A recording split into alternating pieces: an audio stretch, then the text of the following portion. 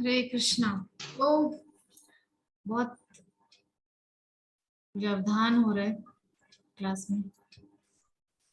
तो इस प्रकार से जो पहले के समय में मिट्टी के बर्तनों में दही जमाया जाता था, बड़े बड़े मटकों में, छोटे मोटे मटके नहीं होते थे आजकल के मटकों की तरह, बड़े बड़े मटके हुआ करते थे और उसमें दही जमाया जाता था। सुबह उठ करके माता लोग जो होती थी उस दही को बहुत मथानी से मथती थी। बिलोई होती ना, बिलोई, बिलोनी, वो जो दही बिलोनी की होती है, उससे दही को बिलो करके इतना मथा जाता था जोर जोर से कि वो सारा माखन ऊपर आ जाता था और नीचे रह जाती थी छाछ।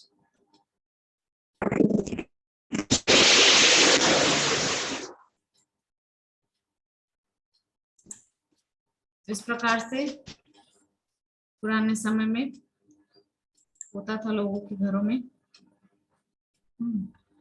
हाँ, तो दही बिलोने के समय गोपियों को ये लगता था कि कृष्ण हमारे सामने ही बैठे हुए हैं।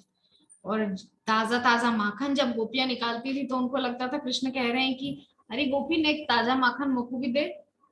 सद माखन ब्रज में कहा जाता है, सद माखन यानी कि ताजा माखन। तो इस प्रकार से गोपियों की अवस्था थी, सब समय वो कृष्णमय रहा करती। अपने घरों को झाड़ते बुहारते समय अथवा मार्जन करते समय वे सर्वदा ही श्री कृष्ण के चिंतन में लीन रहती हैं।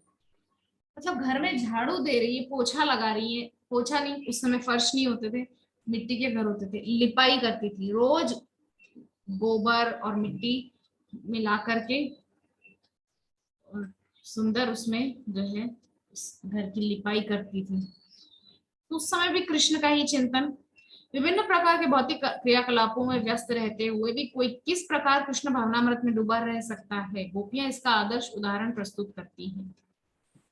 हाँ, तो इसीलिए जो गोपियां हैं वो सर्वोच्च भक्त हैं कृष्ण की, क्योंकि वो कुछ भी हो सब समय कृष्ण चिंतन में ही रहती है।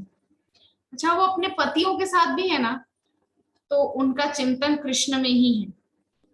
वो बात वो है साथ में, शारीरिक रूप से अपने पति के साथ है फिजिकली, लेकिन मन पूरी तरह से, चित्त पूरी तरह से कृष्ण में लीन है, कृष्ण में डूबा हुआ है। ये है गोपियों की अवस्था। यदि यदि कोई सतत श्री कृष्ण के चिंतन में लीन रहे तो भौतिक क्रियाकलापों के प्रदूषण उससे प्रभावित नहीं कर सकते। अतएव गोपियां योगिक शक्ति की उच्चतम पूर्णता की स्थिति समाधि में स्थित हैं। लोग कहते हैं कि समाधि लगाना बहुत कठिन है। गोपियां क्या घर बार छोड़ करके हिमालय की वादियों में जाकर के, हिमालय में कंदराओं में जाकर बैठ करके समाधि लगा रही थी? नहीं, वो अपने घर के काम करते हुए समाधि में है। समाधि का मतलब क्या है? सबसे पहले हम इस पर थोड़ा चिंता करें। समाधि का मतलब है पूरी तरह से अपना मन, क्योंकि हम, मान लीजिए हम किसी के साथ हैं, हम बात उसकी सुन रहे हैं लेकिन हमारा मन अगर वहां नहीं है तो हम उसकी बात नहीं सुन रहे हैं। आप लोगों के साथ भी हुआ होगा कभी।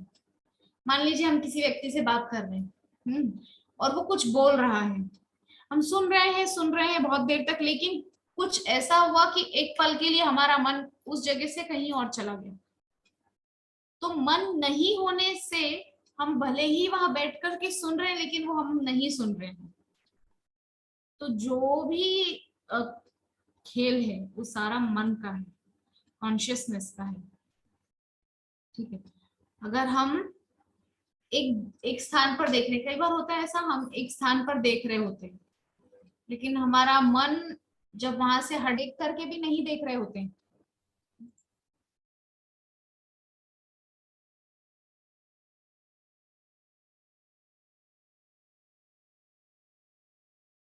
देख रहे होते हैं।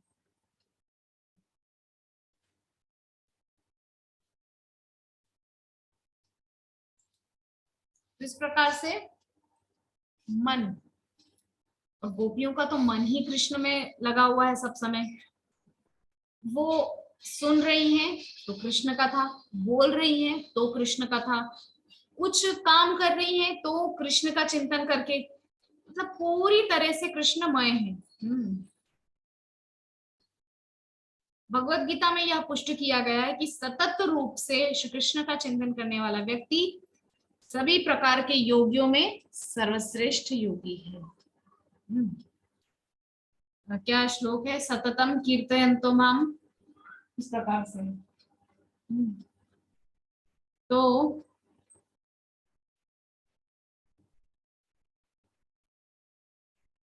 वो व्यक्ति योगियों में सबसे सर्वश्रेष्ठ है जो निरंतर कृष्ण चिंतन में लगा हुआ है। हाँ, नहीं फर्क पड़ता कि आप कहाँ हैं, नहीं फर्क पड़ता कि आप ऑफिस में बैठे हैं, नहीं फर्क पड़ता कि आप कारखाने में काम कर रहे हैं, नहीं फर्क पड़ता कि आप गधा मजदूरी कर रहे हैं, मजदूर की तरह बोरियां उठा उठा के ऊपर से नीचे, नीचे से ऊपर कर रहे हैं, लेकिन अगर आपके अंदर कृष्ण का चिंतन चल रहा है तो आप सर्वश्रेष्ठ योगी हैं। एक स्त्री ने दूसरी से कहा, मेरी सखियों, हमें गोपियों के क्रियाकलापों को सर्वोत्कृष्ट पुण्य के रूप में स्वीकार करना चाहिए। ये कौन बात कर रहा है आपस में? ये बात कर रही हैं मथुरा की नारियां। जब कृष्ण और बलराम मल्ल युद्ध कर रहे हैं वहां रंगभूमि में मथुरा में, तो वो जो नारियां वहां जो दीर्घा में बैठी हुई है, दर्शक दीर्घा में, वो आपस में चर्चा कर रही हैं। क्या चर्चा कर रही हैं? कि गोपियों के क्रियाकलापों को सर्वोत्कृष्ट पुण्य के रूप में स्वीकार करना चाहिए, अन्यथा उन्हें प्रातः एवं सायकाल सायंकाल दोनों समय श्री कृष्ण के दर्शनों का सुअवसर किस प्रकार प्राप्त हो पाया। तो वहां मथुरा की नारियां चर्चा कर रही हैं कि जो ये गोपियां है ना, इनको हमको एक तरह से गुरु के रूप में मान लेना चाहिए, क्योंकि सब समय कृष्ण चिंतन करती रहती। प्रातः काल जब श्री कृष्ण अपने ग्वाल बाल सखा तथा गौओं के साथ गोचारण के लिए जाते हैं, तथा संध्या समय जब वे लौटते हैं, तब गोपियों को उनके दर्शन का सुअवसर प्राप्त होता है। वे वंशी वादन में रत तथा मंद मुस्कान से युक्त लौटते हैं। तो कृष्ण के निरंतर दर्शन, चिंतन, स्मरण का लाभ गोपियों को निरंतर मिलता रहा। जब प्रत्येक जीव के परमात्मा भगवान श्री कृष्ण को यह ज्ञात हुआ कि सभा में उपस्थित स्त्रियां उनके विषय में उद्विग्न है, तब उन्होंने द्वंद्व युद्ध को जारी न रखकर उन मल्ल योद्धाओं का तत्काल ही वध करने का निश्चय कर लिया। श्री कृष्ण एवं बलराम के माता पिता नंद महाराज, यशोदा, वसुदेव और देवकी भी अपने पुत्रों की असीम शक्ति को न जानने के कारण उद्विग्न थे। बलराम जी उसी प्रकार से मुष्टिक से युद्ध कर रहे थे जिस प्रकार से भगवान श्री कृष्ण चाणूर से द्वंद्व युद्ध कर रहे थे।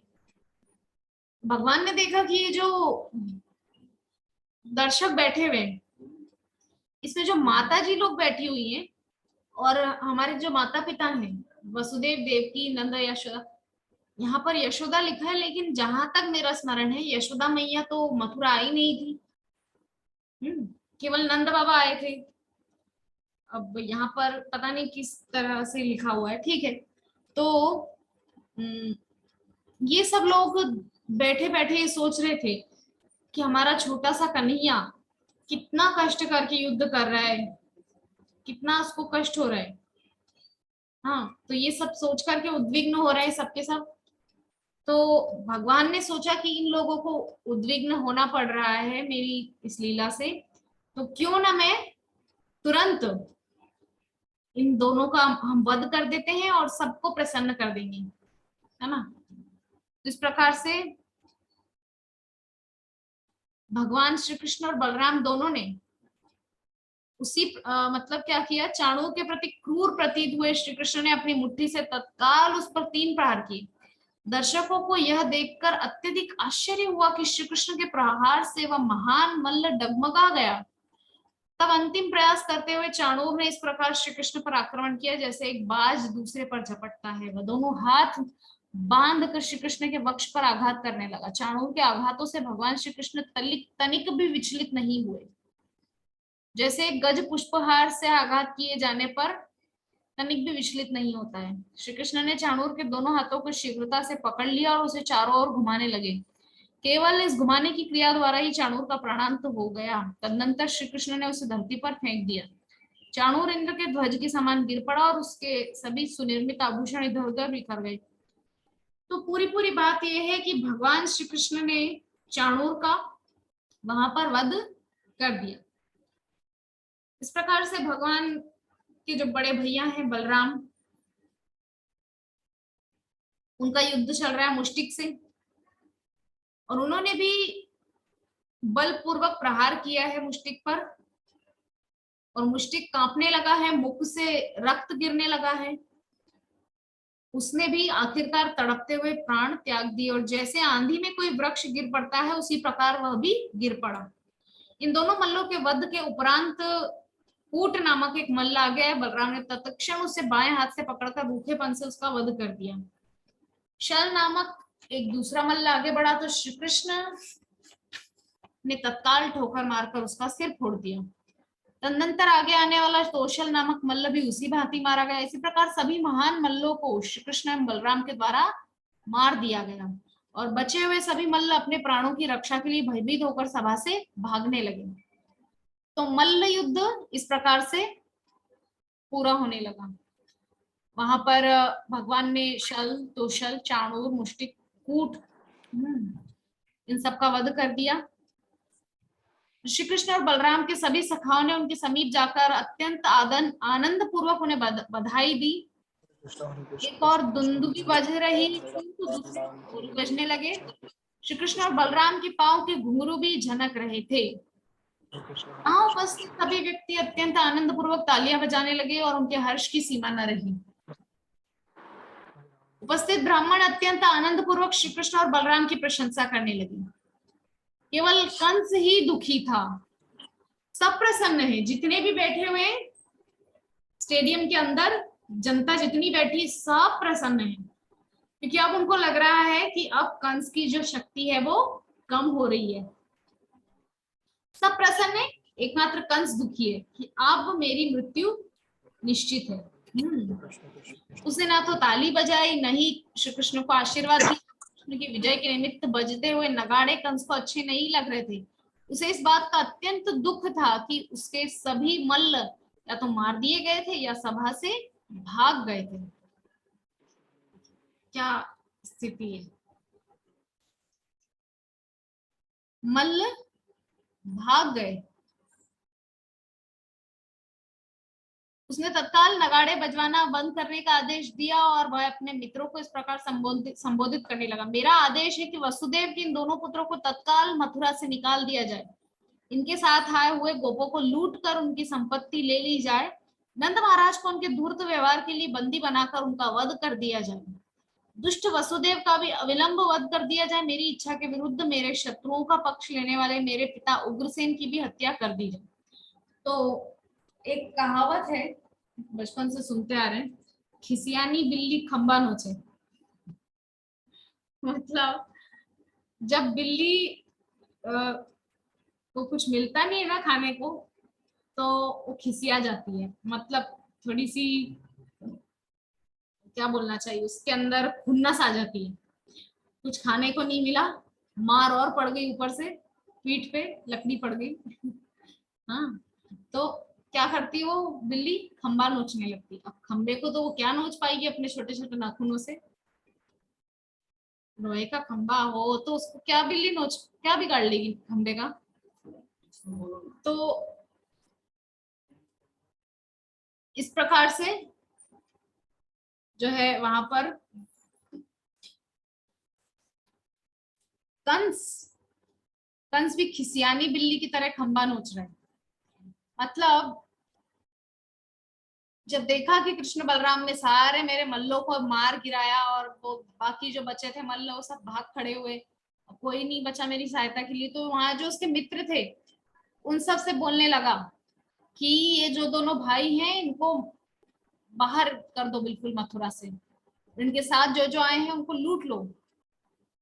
नंद बाबा को भी अपशब्द कहने लगा, नंद बाबा, ये जो नंद महाराज है इनको भी बंदी बना लो।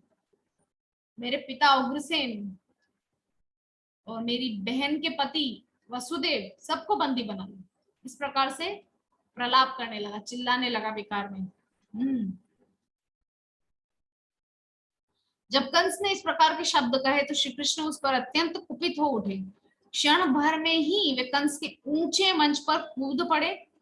कंस श्री कृष्ण के आक्रमण के लिए तैयार था, क्योंकि उसे प्रारंभ से ही ज्ञात था कि श्री कृष्ण ही उसकी मृत्यु का कारण होंगे।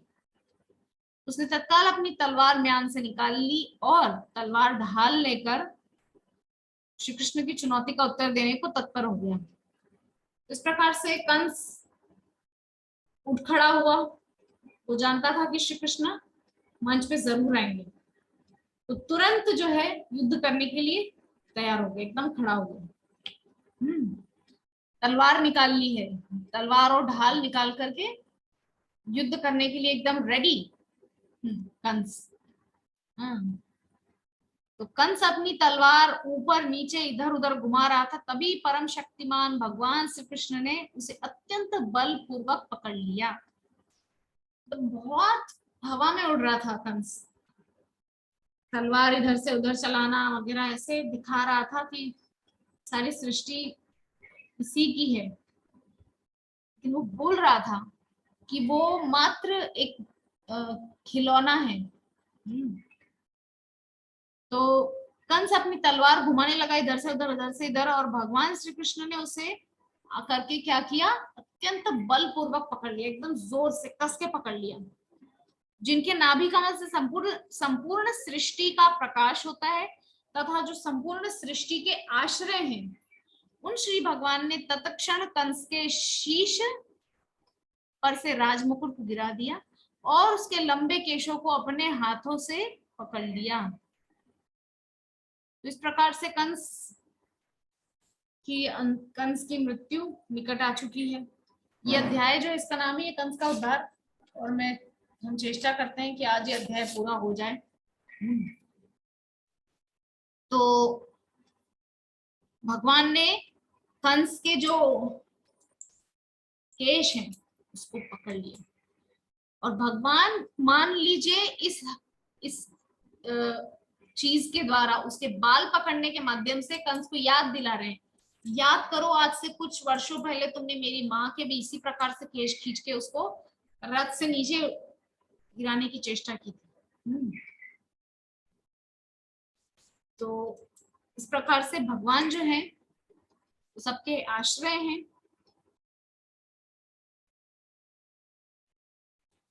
फिर वे कंस को उसके आसन से घसीट कर मल्ल युद्ध के मंच पर ले आए और उसे नीचे फेंक दिया। तब श्री कृष्ण उसकी छाती पर चढ़ बैठे और बारंबार उस पर प्रहार करने लगे। केवल उनके मुष्टि प्रहार से ही कंस ने प्राण त्याग दिए। मतलब भगवान तो केवल मुष्टि प्रहार ही कर रहे थे, ये जो हाथ का इससे प्रहार कर रहे थे, लेकिन इससे भी वो कुछ ही देर में प्राणांत हो गया उसका। अपने माता पिता को कंस की मृत्यु का विश्वास दिलाने के हेतु उन्होंने कंस को उसी प्रकार घसीटा जैसे कोई सिंह किसी हाथी का वध करने के पश्चात उसे घसीटता है। तो भगवान उसको घसीट रहे हैं कंस का जो शव है, ताकि सारी जो जनता बैठी है, मेरे माता पिता, भगवान सोच रहे हैं कि मेरे माता पिता वसुदेव देवकी और सारे मथुरावासी और मेरे परिवार के सारे सदस्य, महाराज उग्रसेन, इन सबको यकीन दिलाने के लिए कि मैंने कंस को मार दिया है, भगवान क्या कर रहे हैं, कंस के जो पार्थिव देह यानी कि वो जो शरीर है उसको भगवान ने घसीटना शुरू कर दिया इधर से उधर, ताकि सबको ये श्योरिटी हो जाए, ये कंफर्म हो जाए कि हाँ भैया कृष्ण ने जो है कंस को आखिरकार मार ही दी, है ना। इस प्रकार से भगवान जो है वहां पे कर रहे हैं। यह दृश्य देखकर चारों ओर से कोलाहल होने लगा। कुछ लोग अपने हर्ष को व्यक्त कर रहे थे तो कुछ शोक के कारण क्रंदन कर रहे थे। जिस दिन से कंस ने यह सुना था कि उसका वध देवकी का 8वां पुत्र करेगा, तब से ही वह निरंतर 24 घंटे सुदर्शन चक्रधारी श्री कृष्ण का चिंतन करता रहता था। भोजन करते हुए, चलते हुए, यहाँ तक कि श्वास लेते हुए वह श्री कृष्ण का चिंतन करता रहता। तो हम थोड़ी देर पहले चर्चा किए कि गोपियां भी निरंतर कृष्ण का चिंतन करती हैं, लेकिन गोपियां जो चिंतन करती हैं वो है प्रेम भाव। ठीक है। और कंस का जो भाव है वो क्या है? भय। कंस के अंदर भय है, आई मौत, इस प्रकार से। और गोपियों के अंदर क्या है? प्रेम भाव है। ये अंतर है गोपियों के चिंतन में और कंस के चिंतन में। तो हमको जो है कंस वाला चिंतन नहीं अपनाना है, हमको गोपियों वाला जो चिंतन है उसको अपनाना है। तो आगे लिखा है कि भोजन करते हुए, चलते हुए, श्वास लेते हुए श्री कृष्ण का चिंतन करता रहता, अतः स्वाभाविक रूप से उसे मुक्ति का वरदान मिला। भगवत गीता में भी कहा गया है, सदा तद्भाव भाविता।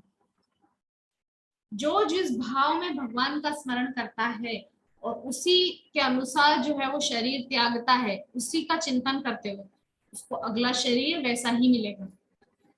मान लीजिए एक व्यक्ति है जो रोज नहीं नहाता, तो क्या होगा? उसको अगला शरीर मिलेगा ऐसे किसी जानवर का जो नहाता नहीं है, ऐसे ही रहता है बस सब समय। किसी भी प्राणी को अगला जन्म वैसा ही प्राप्त होता है जिस प्रकार के विचारों में वह सदैव मग्न रहता है। तो भगवत गीता का भी श्लोक है, यम यम वापी स्मरण भाव त्यजत्यन्ते कलेवरम तम तमेव वैति कौन्तेय सदा तद्भाव भावितम्। भगवान कह रहे हैं कि यम यम वापी स्मरण भाव, कि जैसा जैसा भाव रख के आप शरीर को त्यागते हैं, यम यम वापी स्मरण भाव, जिस भाव से आप भगवान का स्मरण करते हैं, जैसे जैसे त्यजत्यन्ते कलेवरम, शरीर को छोड़ते वक्त आपका जो चिंतन रहता है, तो अगली लाइन में कह रहे हैं तम तमे वैति कौन्तेय सदा तद्भाव भावितम्। हे अर्जुन, उनको अपने चिंतन के अनुसार वैसा ही शरीर प्राप्त हो जाता है। कंस चक्रधारी श्री कृष्ण का चिंतन कर रहा था का अर्थ है शंख चक्र गदा व पद्मधारी नारायण। तो नारायण का चिंतन जो है कंस सब समय करता रहता था। आचार्यों के मतानुसार कंस को मृत्यु के उपरांत सारूप्य मुक्ति मिली, अर्थात उसे भगवान श्री हरि विष्णु नारायण के समान रूप प्राप्त हुआ। वैकुंठ लोक में सभी वैकुंठ वासियों का रूप नारायण के समान ही होता है। मृत्यु के पश्चात कंस को मुक्ति प्राप्त हुई और उसे वैकुंठ लोक में स्थान मिला। ये यहाँ मुझे पहली बार पढ़ने को मिला। यहाँ पर जो लिखा है कि कंस जो है उसको सारूप्य मुक्ति भगवान प्रदान किए और अपने धाम में यानी कि वैकुंठ में स्थान दिए। इस घटना से हम समझ सकते हैं कि श्री भगवान का शत्रु के रूप में चिंतन करने वाला व्यक्ति भी मुक्ति प्राप्त करके वैकुंठ लोक में स्थान प्राप्त कर सकता है। तो फिर शुद्ध भक्तों का तो कहना ही क्या, जो सतत श्री कृष्ण के प्रति अनुकूल भाव से चिंतन करते हैं। तो ऐसे अनुकूल भाव से कंस ने प्रतिकूल भाव से किया, यद्यपि मुक्ति उसको भी मिली, सारूप्य मुक्ति। 5 प्रकार की मुक्ति होती है। हाँ, सारूप्य, सालोक्य, सायुज्य, सार्ष्टी एवं सामीप्य। तो सायुज्य मतलब भगवान का सानिध्य मिलना, सब समय भगवान के सानिध्य में रहता है जी। सारूप्य यानी कि भगवान की तरह रूप प्राप्त हो जाता है। सालोक्य मतलब भगवान अपने लोक में स्थान देते हैं। और सामीप्य यानी कि सब समय भगवान के निकट बने रहना। ये 5 प्रकार की जो है मुक्तियां हैं जो भगवान कंस जैसों को भी दे देते हैं। तो हमको मुक्ति पाने की चेष्टा नहीं करनी है। अगर हम भी इन लोगों की तरह अगर मुक्ति के पीछे भागेंगे तो काम नहीं चलेगा। हाँ, तो इस घटना से हम समझ सकते हैं कि श्री भगवान का शत्रु के रूप में चिंतन करने वाला व्यक्ति भी मुक्ति प्राप्त करके वैकुंठ लोक में स्थान प्राप्त कर सकता है। तो शुद्ध भक्तों का तो कहना ही क्या, जो सतत श्री कृष्ण के प्रति अनुकूल भाव से चिंतन करते हैं। देखिए, दो चिंतन होते हैं, एक है अनुकूल चिंतन और एक है प्रतिकूल चिंतन।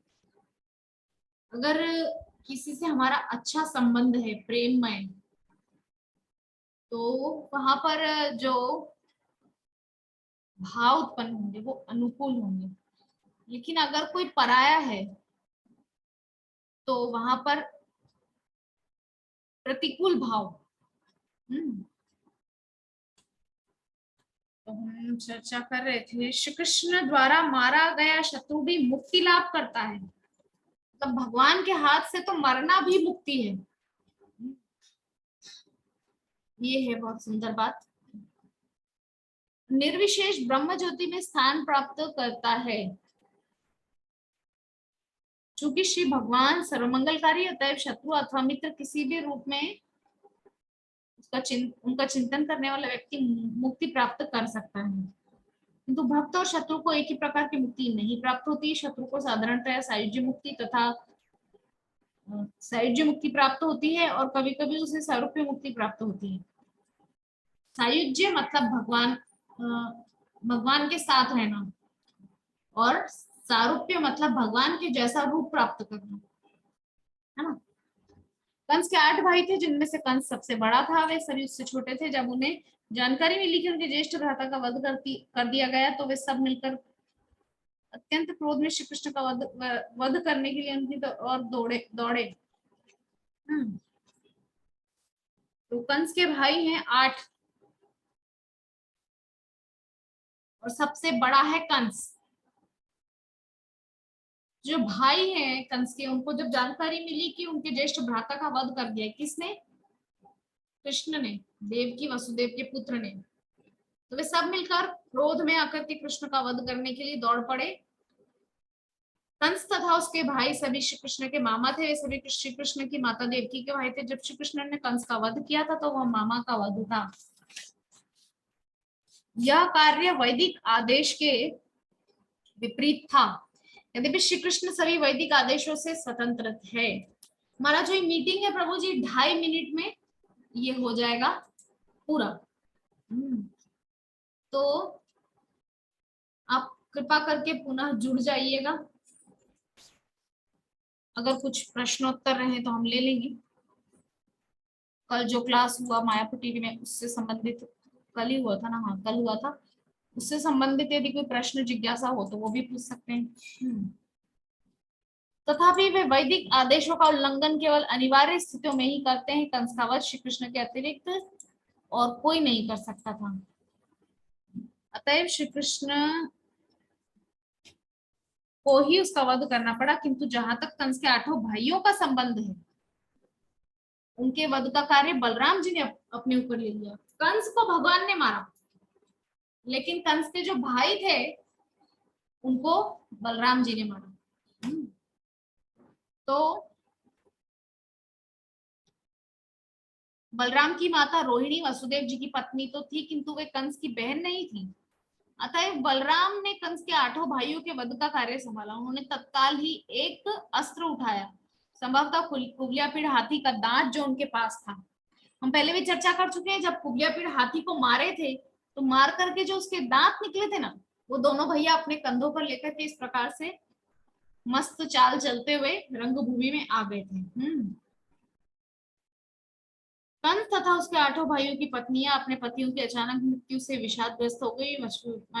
अश्रुधारा बहाते हुए अपने सिर पीटने लगी। कुश्ती के मंच पर रखे अपने पतियों के शरीरों का आलिंगन करते हुए उच्च स्वर में विलाप करने लगी। कंस के भाइयों की पत्नियां, कंस तथा उसके 8 भाइयों की पत्नियां मृत शरीरों को संबोधित करती हुई इस प्रकार विलाप करने लगी। हे स्वामी, आप अत्यंत दयालु तथा अपने आश्रितों की रक्षा करने वाले हैं, क्यों नहीं? अगर ऐसा होता तो मथुरा की जनता क्या हाय हाय करती कंस के राज्य में। इतना अच्छा राज्य है कंस का। तो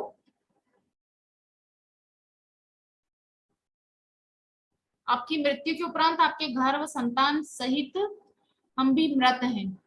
ये मीटिंग हमारा पूरा होने वाला है, आप लोग तुरंत जुड़ जाइएगा। हाँ, हम अब सौभाग्यवती नहीं रही, कंस के भाइयों की जो पत्नियां हैं वो बोल रही हैं। धनुर्यज्ञ